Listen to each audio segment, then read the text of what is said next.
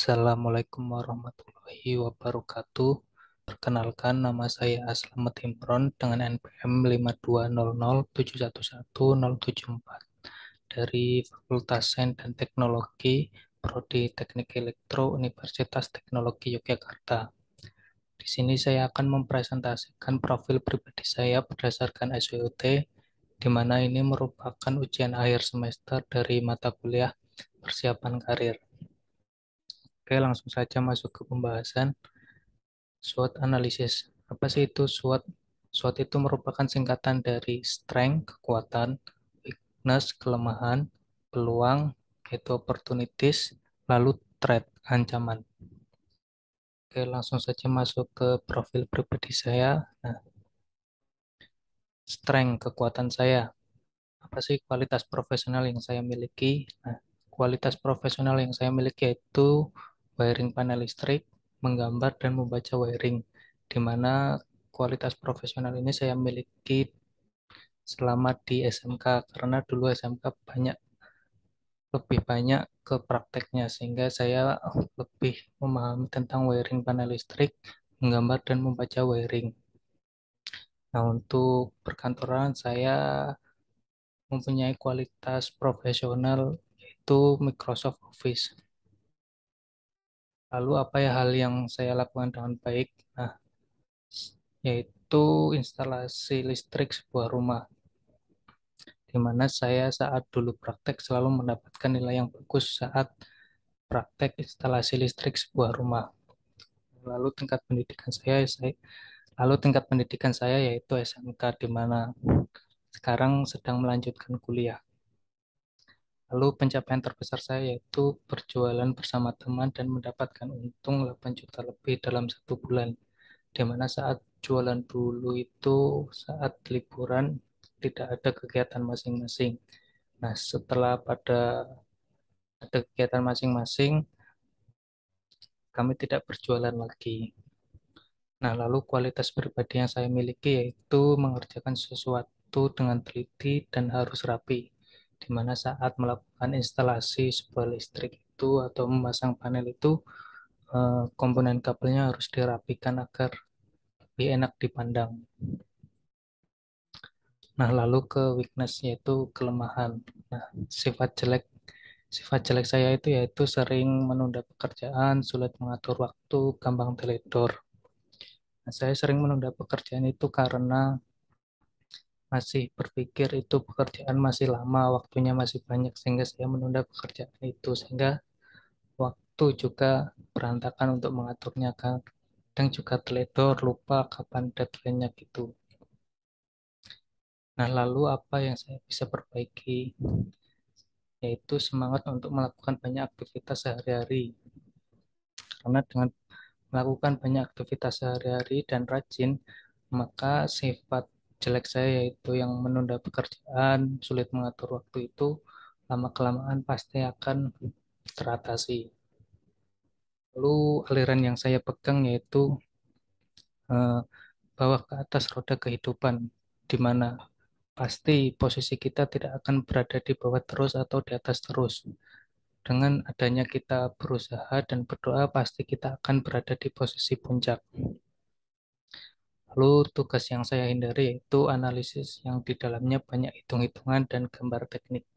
Di mana saat analisis menggunakan rumus-rumus matematika itu sangat membuat saya pusing, dan untuk gambar teknik itu kalau menggambar harus detail dan presisi. Nah, itu yang membuat saya juga pusing. Lalu akar kegagalan saya yaitu takut melakukan hal yang baru dan tidak yakin pada diri sendiri. Di mana saat saya akan melakukan hal yang baru, pasti saya tidak yakin dengan diri sendiri apakah saya mampu untuk melakukan itu atau tidak, sehingga saya tidak berani untuk lebih maju ke depan. Lalu opportunities atau peluang saya. Peluang saya itu terdapat sekarang tren-tren di area bidang saya, misalnya mulainya banyak kendaraan listrik seperti mobil, motor, skuter, dan yang lainnya, pokoknya sekarang menggunakan energi listrik. lalu mulai beralihnya pembangkit listrik dari energi konvensional ke energi terbarukan. Karena beberapa tahun ke depan penggunaan batu bara, minyak bumi itu akan dibatasi sehingga sekarang banyak yang beralih ke energi terbarukan. Rumah dan sekarang banyak rumah yang memasang PLTS dan IoT. Nah, dengan tren inilah yang membuat peluang saya besok setelah lulus kuliah, peluang untuk mendapatkan kerja lebih besar. Nah, lalu apa bisa saya mendapatkan pendidikan yang baik?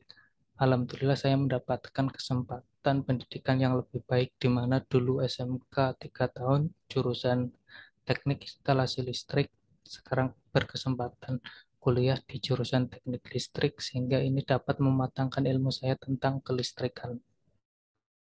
Nah, lalu bagaimana cara saya agar diperhatikan orang? Cara saya agar diperhatikan orang yaitu saya harus memiliki kemampuan atau skill.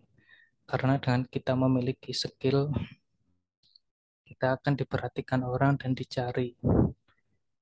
Lalu, apakah saya dapat mengerjakan sesuatu yang berbeda? Saya mungkin dapat mengerjakan sesuatu yang berbeda, tetapi hasilnya mungkin kurang maksimal karena sesuai kelemahan saya tadi itu tidak berani melakukan hal yang baru atau untuk melangkah maju sedikit. Lalu siapa yang menjadi support untuk mencapai tujuan? Nah, yang selalu menjadi support saya untuk mencapai tujuan itu orang tua, terutama ibu. Karena mereka berdua lah yang membiayai saya dari kecil sampai sekarang ini untuk sekolah. Sehingga karena itu saya ingin cepat-cepat mencapai tujuan saya dan membahagiakan mereka. Nah, lalu ke treat atau ancaman. Pasti kendala yang saya hadapi itu kendala yaitu rasa malas belajar, dan di mana saat ini juga musim pandemi di mana kuliah juga daring, praktek juga daring sehingga materi yang disampaikan oleh dosen ataupun asisten praktik itu saya menangkapnya agak sulit. Nah, berbeda dengan saat saya praktek langsung memegang alat gitu. Nah, ilmu yang saya dapatkan itu lebih mudah dipahami. Lalu siapa sih yang menghalangi saya? Nah, tentunya lulusan dari universitas lain terutama teknik elektro. Karena setiap tahun Indonesia juga banyak sekali lulusan-lulusan sarjana. Dan tentunya orang-orang yang sudah berpengalaman di bidang listrik di mana mereka pasti akan selalu dibutuhkan oleh perusahaan. Nah, itulah yang akan menghalangi saya. Lalu untuk perubahan kebijakan tenaga kerjaan yaitu sekarang tidak adanya karyawan tetap, yang ada hanyalah karyawan kontrak di mana nanti saat saya bekerja, semisal umur sudah bertambah lalu habis kontrak, nanti semisal akan melamar pekerjaan lagi di mana nanti perusahaan itu sudah membatasi umur untuk masuk pendaftar pendaftar sehingga itu akan menyulitkan saya untuk kerja. Nah, lalu apa teknologi bisa mengubah tempat posisi kerja? Teknologi bisa saja mengubah posisi kerja saya apabila saya tidak menguasai ilmu teknologi-teknologi yang sekarang. Dan apabila saya mempelajari atau menguasai teknologi yang sekarang, maka perusahaan atau orang-orang akan mencari saya untuk digunakan mereka.